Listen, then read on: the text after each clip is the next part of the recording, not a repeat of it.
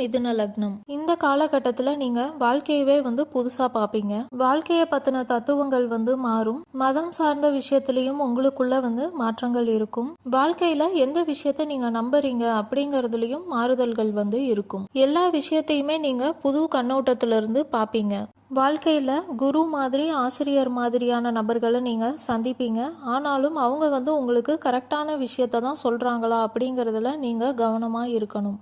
நீங்கள் மாணவர்களாக இருக்கீங்க அப்படின்னா உங்கள் படிப்பை நீங்கள் விட்டுட்டு வேற புதுசாக ஒரு படிப்பில் சேர்றதுக்கான வாய்ப்பு இருக்குது. அப்படி இல்லாட்டியுமே உங்கள் கல்வி விஷயத்தில் புதுசாக ஒரு பெரிய மாற்றம் வர்றதுக்கான வாய்ப்பு இருக்குது. குறிப்பாக மாணவர்கள் உங்கள் கல்வி விஷயத்தில் யாரும் உங்களுக்கு அறிவுரைகள் கொடுக்குறாங்க அப்படின்னா அதை உடனே நீங்கள் நம்ப வேண்டாம். இன்னும் 1-2 பேர்கிட்ட நீங்கள் கேட்டுட்டு அதுக்கப்புறமா நீங்கள் என்ன படிக்கிறது, உங்கள் படிப்பில் என்ன மாறுதல்களை நீங்கள் பண்ணலாம் அப்படிங்கிறத முடிவு பண்ணுங்க. கல்வி விஷயத்தில் ரொம்ப கவனமாக இருக்கிறது இந்த காலகட்டத்தில் நல்லது.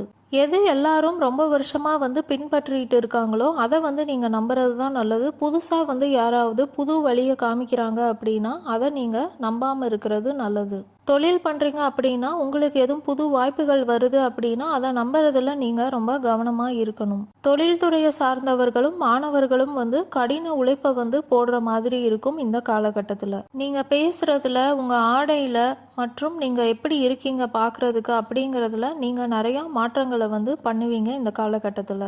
ஆனால் அது நல்ல மாற்றங்களாக இருக்கா அப்படிங்கிறத நீங்கள் பார்த்துக்கோங்க. யாரும் உங்களை வழி நடத்துகிறாங்க அப்படிங்கிறதுக்காக நீங்கள் தப்பான விஷயங்களை பண்ண வேண்டாம். நீங்கள் பெற்றோர்களாக இருக்கீங்க அப்படின்னா உங்கள் குழந்தை விஷயத்தில் நீங்கள் எதிர்பாராத சூழ்நிலையை சந்திக்கிற மாதிரி வரும். அதில் நீங்கள் ரொம்ப கவனமாக இருங்க.